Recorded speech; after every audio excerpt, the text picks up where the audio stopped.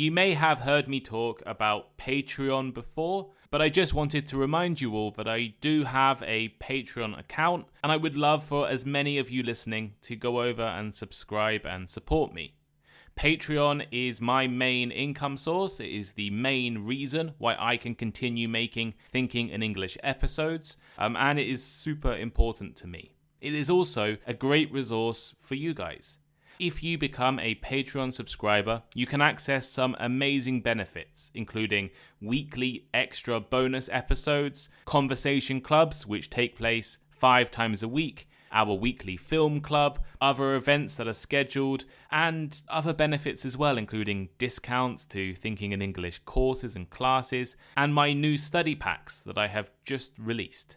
So if you're interested in becoming a Patreon subscriber, please go and subscribe. There is a free trial if you join the English Learner level, and the link is in the description. Hello, I'm Tom Wilkinson, and welcome to the Thinking in English podcast, a podcast for intermediate to advanced level learners of English. After 6 years of studying, I finally passed the Japanese language proficiency test N2 level. Today, I want to share with you how I prepared for the exam, how I learned from my previous failure in 2022, and talk about the successes I had and the mistakes I made this time round. Hopefully this episode will be interesting and useful to anyone out there thinking about taking an English exam or a proficiency test in the future. As always, there is a full transcript available for this episode on my website and also on Spotify and Apple Podcasts. Here is today's vocabulary list. Proficiency. Proficiency. A high degree of competence or skill. As in, her proficiency in multiple languages made her a valuable asset to the team. Immersion. Immersion. Learning a language or a subject by being completely surrounded by it. For instance, full immersion in a foreign language environment is one of the most effective ways to become fluent. Curriculum. Curriculum. A set of courses or their content offered at a school or university. For example, the university updated its curriculum to include more technology-focused courses. In the lead up to. In the lead up to. This phrase means the period of time just before an event or activity. As in the lead up to the final exam, she spent every evening doing practice tests. Exposure. Exposure. The experience of something, often for the first time, that leads to learning. As in, early exposure to different cultures can broaden a child's worldview. Mock test. Mock test. A practice test taken to simulate the conditions and timing of an actual exam. For example, the teacher scheduled a mock test a week before the real exam. Consistent. Consistent. Done in the same way over time. For example, her consistent study habits were the key to her success.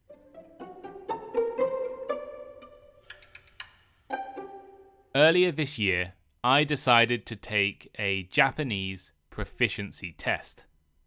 The test was the JLPT, Japanese Language Proficiency Test, N2 level. This is the main and most recognized proficiency test for Japanese learners.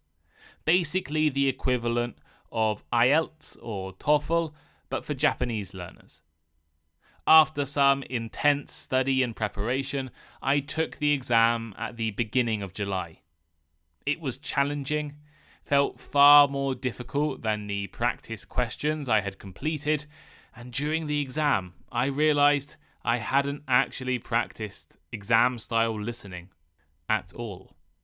I was so unsure of my performance, and then I had to wait nearly 2 months until I could find out the result. At the end of August, on the last day of my vacation actually, I logged in to the online result portal and saw that I had finally passed the test. I was ecstatic. There are 5 different JLPT test levels, but the N2 test is probably the most important. It's not the most difficult, that is N1, but it is the most important because many jobs and opportunities require at least N2 level Japanese language proficiency. I had also been studying for this test on and off for 6 years before I finally passed. Today, I want to share some of my experiences with you, including the way I prepared and the mistakes I made. Many of you listening will also be studying for English proficiency tests and may find it useful to learn from my experiences. I should mention a few important pieces of context and some background information about the exam before talking about how I studied. This is because my experience of learning and studying is very specific to the context of this exam, the JLPT. And if you are studying for an exam, you will likely need to adjust your approach for your context. First, the JLPT is the main Japanese proficiency test, the one promoted by the Japanese government and often considered the equivalent of IELTS or TOEFL. But it's not. It's not really equivalent to these exams. To be completely honest, I think it's actually a pretty weak exam, a bad exam, and a poor test of actual proficiency. It only tests 2 of the core language skills, reading and listening. There is no speaking test, and there is no writing test. There is no active language use when taking the exam. In addition, the questions are all multiple choice. You simply mark the correct answer.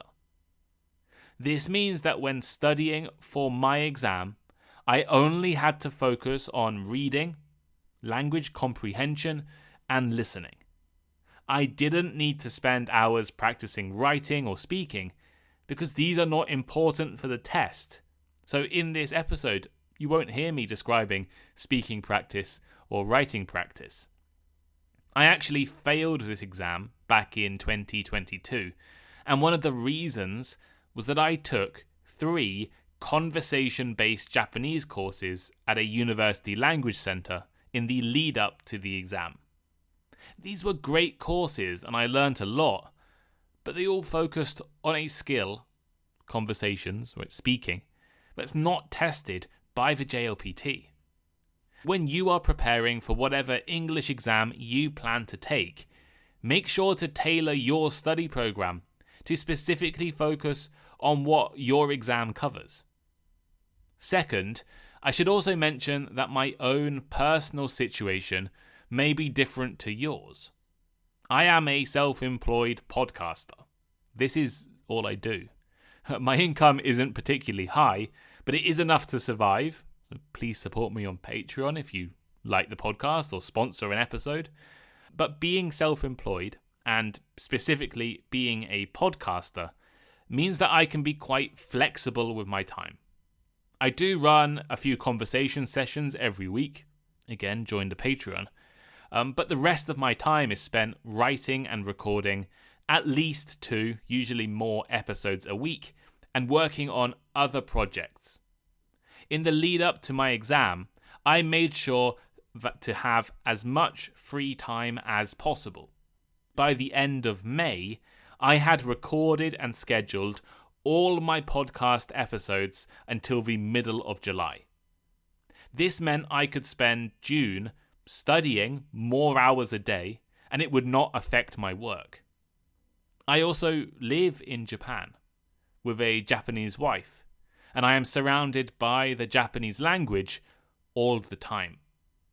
As I'll explain later, I did quite well in the listening test, but I never studied any listening. Instead, I am immersed in Japanese. Full immersion is not realistic for most of you listening, especially if you don't live in the UK or the USA or Canada, but there are ways that you can begin to immerse yourself in English. I should also mention my actual performance in the exam.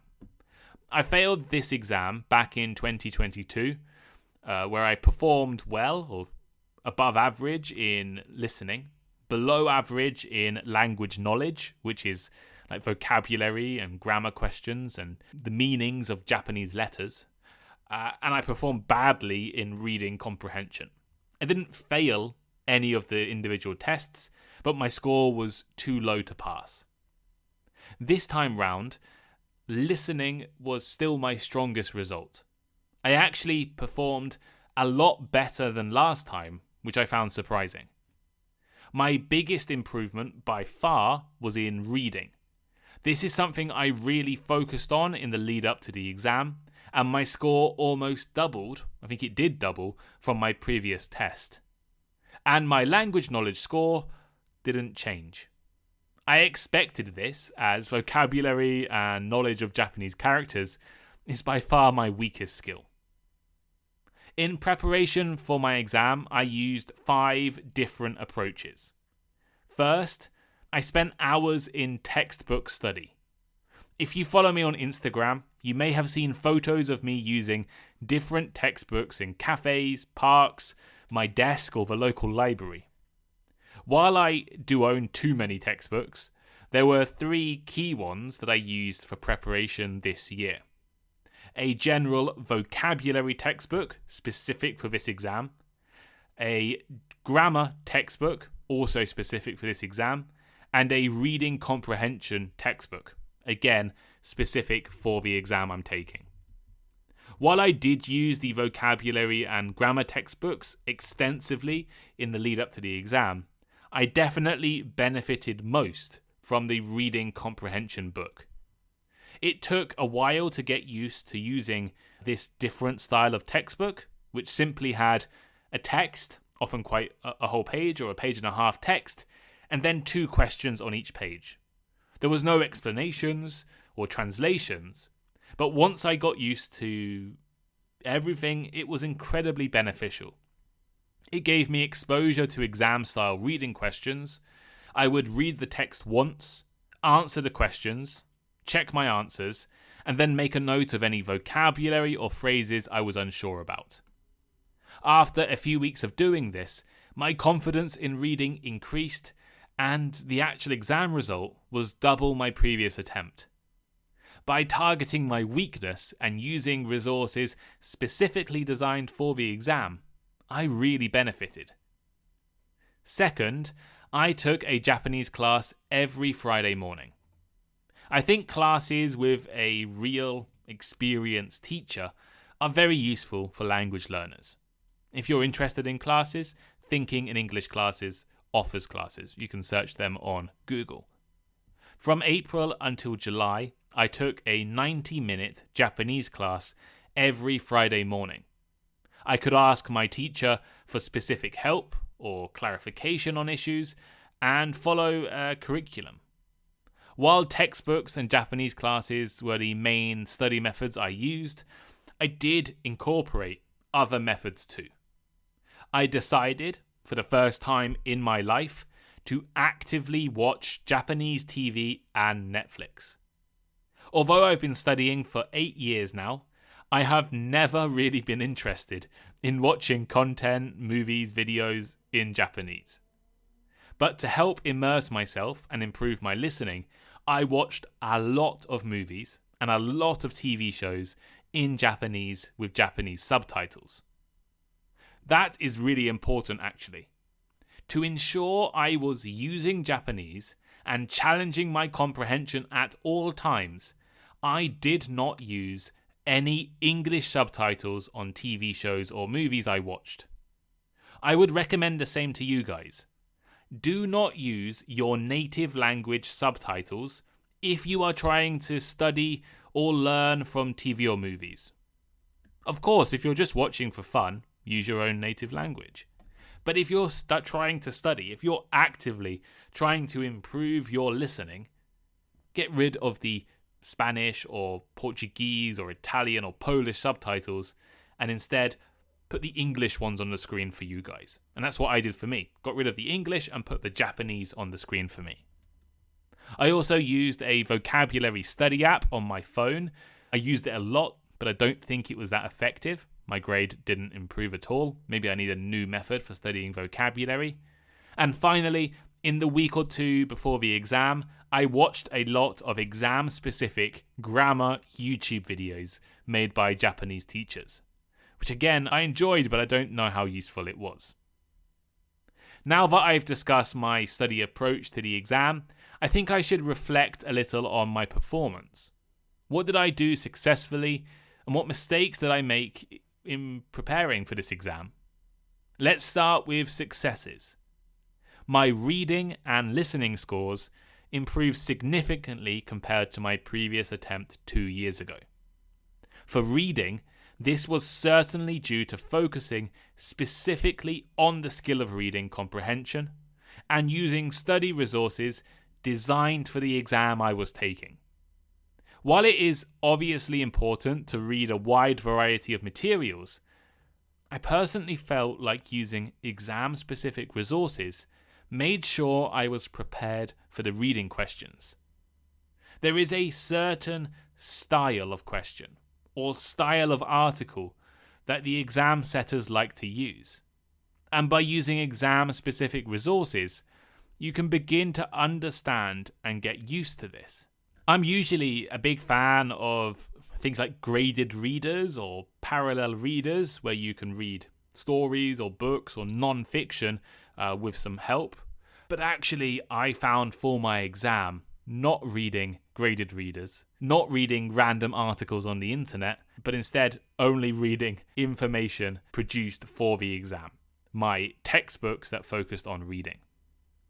Listening improved as well, but I think this was due to the immersion and increased listening I have been doing over the previous few months. Back in 2022, when I failed, I was living by myself in Tokyo. And while I did use Japanese every day, I wasn't as immersed in it as I am right now. Now I live in the countryside, I don't have too many English-speaking friends here, and I use Japanese a lot more in my day. A big part of my success in this exam was setting a regular and consistent study schedule. In June, I basically spent the whole month studying for at least 1, 2, or 3 hours a day. And I also varied my approach, sometimes taking a class, sometimes using a textbook, and sometimes watching a video. I focused my study specifically on passing the exam. This isn't the best approach for overall language development and growth, but it is a great approach when you have an upcoming exam. In 2022, I was taking a class on debating in Japanese, a class on informal conversation skills, and a class on giving speeches in Japanese. All of these classes were interesting, but they focused on skills not tested by my exam. This year, I made sure to focus only on the exam itself.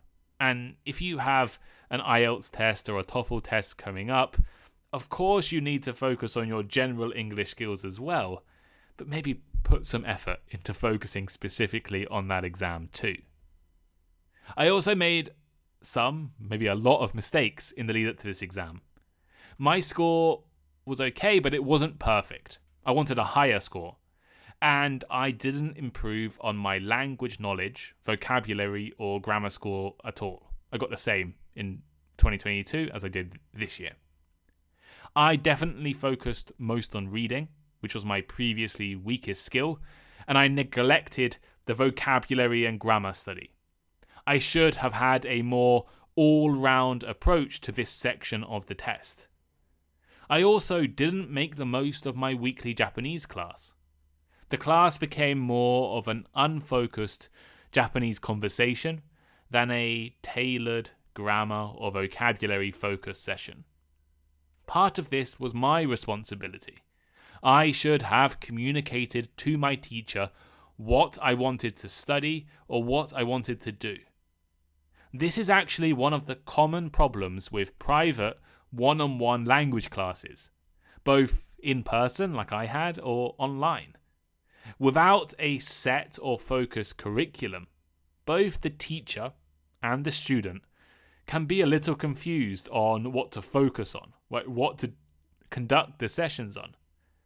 I think in the future, I'll try to join a class with an actual set curriculum. You can do this too. Thinking in English Classes run some amazing 6-week level boost courses, and my regular sponsor Lingoda has curriculum-based classes every hour of the day. And my final mistakes were 2 things I realised in the exam itself, which is not a good time to realise you've made a mistake. First, I forgot to do any full mock tests in exam conditions. This is such a basic error. I had studied a lot of exam materials and questions, but I had not done a full mock test. I had not sat down for 2 hours and timed how long it took me to answer questions. I was also slightly unprepared for the structure of the test. I had forgotten how it looked over the past 2 years since I last took it. And by not taking a practice test, I had to spend a few minutes looking at the questions and, first vocabulary, then reading. I also realised that I had done absolutely no exam-style listening practice. Yes, I practice listening every day through TV and my daily life, but this isn't exam style. My score should actually have been higher in listening, maybe even 5 points higher, because I missed a few questions simply because I wasn't sure how the question was formatted. I assumed the answer was going to be repeated for one of the questions, and it wasn't. And then another set of questions came super fast, and I was not familiar or used to this style of question, and I missed 2 of them. If I had actually prepared using exam resources and mock tests, I wouldn't have been surprised or confused by these things, and I probably would have done better.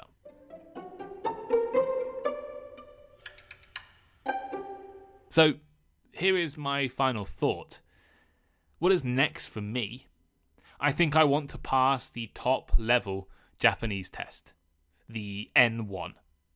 My goal is to pass in December 2025. So let's see how I do. Right? I've given myself a year and a half, technically less than a year and a half, and it will be a big challenge, but I'm going to try. I'm going to see if I can do it. By reflecting on my successes and mistakes taking this test this time, hopefully I can be more efficient and productive studying in the future.